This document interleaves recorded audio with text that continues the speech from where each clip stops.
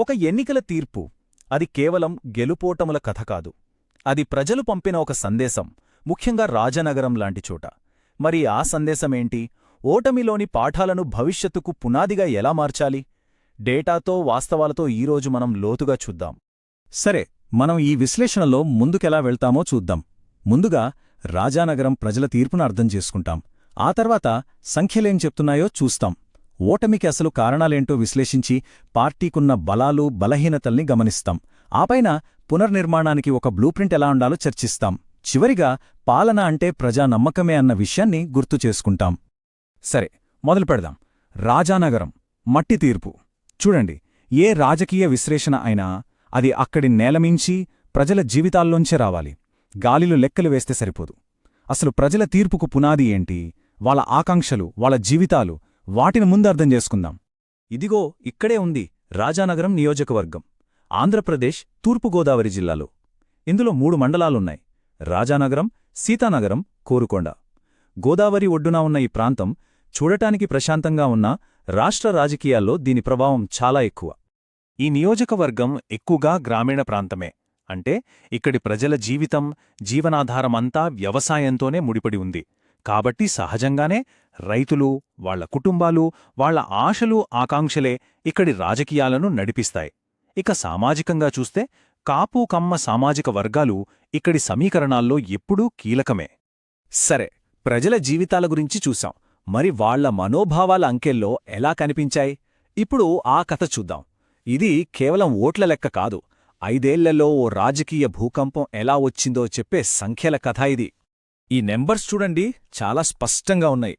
2019 వైఎస్సార్సీపీకి ఏకంగా 51.3% ఓట్లు, తిరుగులేని మెజారిటీ. కాని సరిగ్గా 5 ఏళ్లు గడిచాక 2024లో అదే ఓట్ల శాతం 37.7%కి పడిపోయింది. ఇది మామూలు తగ్గుదల కాదు. ఇది ప్రజల తీర్పులో వచ్చిన ఒక భారీ మార్పు. ఒక రకంగా చెప్పాలంటే ఇదొక హెచ్చరిక. ఓట్ల శాతమే కాదు, అసలు ఓట్ల సంఖ్య చూస్తే ఇంకా క్లియర్గా అర్థమవుతోంది. 2019లో 90,680 ఓట్లొచ్చాయి. అదే 2024కొచ్చేసరికి 71,946.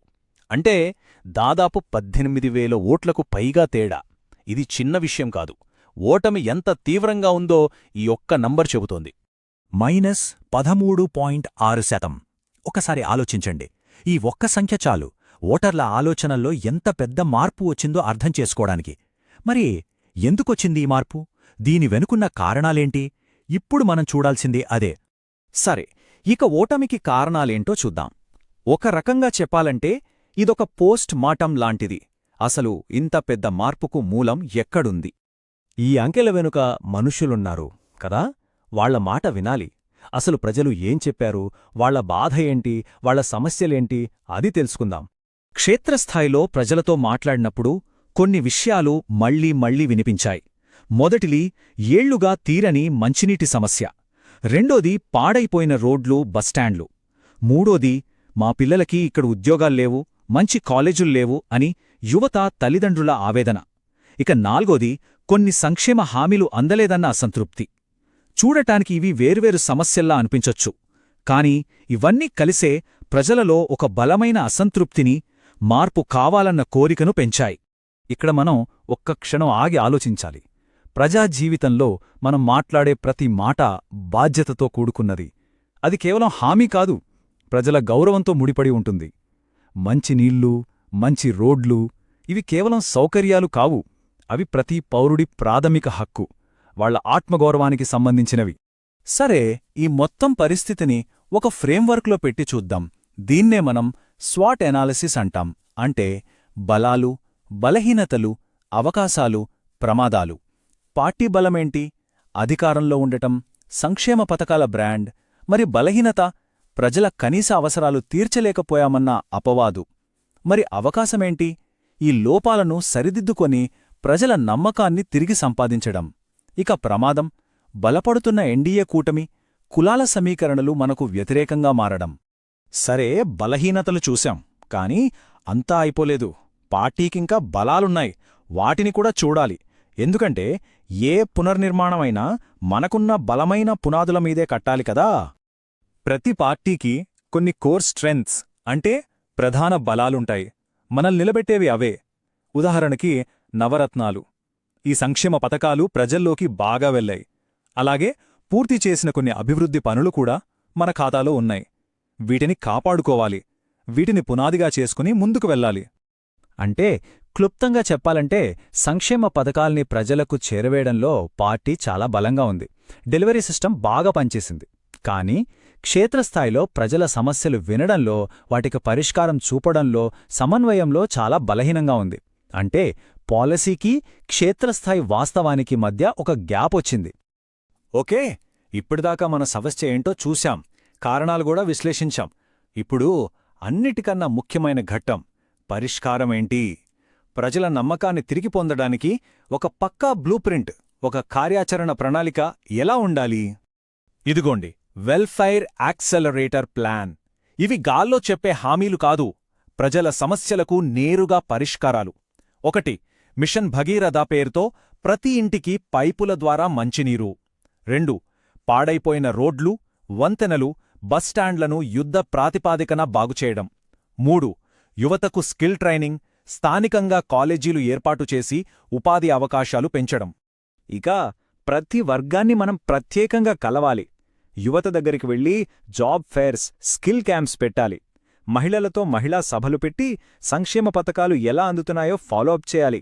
రైతుల కోసం ప్రత్యేక కార్యక్రమాలు, ఇన్పుట్ క్యాంపులు నిర్వహించాలి. అలాగే ఎస్సీ, ఎస్టీ, బీసీ కమ్యూనిటీ నాయకులతో కలిసి కూచుని వాళ్ల సమస్యలు నేరుగా వినాలి. ఈ కార్యాచరణను అమలు చేయడానికి ఒక చతుర్ముఖ వ్యూహం అవసరం. అంటే 4 ముఖాల వ్యూహం. మొదటిది దుర్గా, అంటే రక్షణ, మన బలాన్ని, మన ఓటర్లను కాపాడుకోవడం. రెండోది శివ, అంటే దాడి, ప్రత్యర్థుల విశ్వసనీయతను ప్రశ్నించడం. మూడోది విష్ణు, అంటే స్థిరత్వం, మన పాలనలో నిలకడ చూపించడం. నాలుగోది బ్రహ్మ, అంటే సృజన, టెక్ పార్కులు, ఈహెల్త్ లాంటి కొత్త ఆలోచనలతో ముందుకు రావడం. ఈ 4ంటిని బ్యాలెన్స్ చేయాలి. చూడండి, వ్యూహాలు, ప్రణాళికలు ఇవన్నీ బాగానే ఉన్నాయి. కాని వీటన్నింటికన్నా ముఖ్యమైంది ఒకటి ఉంది. అదే ప్రజానమ్మకం. ఏ రాజకీయ పార్టీ అయినా, ఏ నాయకుడైనా నిలబడాల్సింది ఆ నమ్మకమనే పునాదిమీదే. కాబట్టి చివరిగా నాయకత్వానికి ఇచ్చే సిఫార్సు ఇదే. మొట్టమొదట ఓటమి బాధ్యతను పూర్తిగా తీసుకోవాలి. 2. ప్రజల సమస్యల్ని యుద్ధ ప్రాతిపదికన పరిష్కరించాలి. 3. ఈ మొత్తం పునర్నిర్మాణ కార్యక్రమానికి వ్యక్తిగతంగా నాయకత్వం వహించాలి. ఇవి షరతులతో కూడిన సిఫార్సులు.